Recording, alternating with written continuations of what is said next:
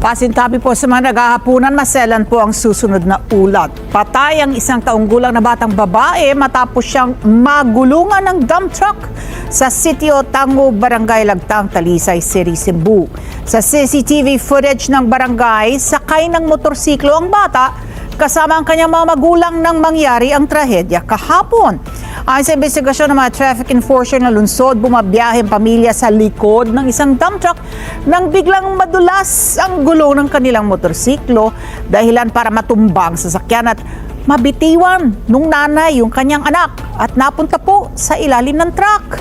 Sakto naman na umabante itong dump truck at dito na tuluyang nagulungan ang biktima. Naisugod pa ang bata sa ospital pero diniklara na rin dead on arrival dahil po sa tindi ng tama sa ulo.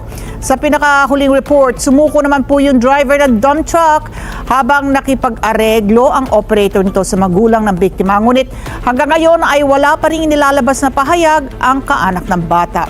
Mahaharap ang driver ng truck sa reklamong reckless imprudence resulting in homicide.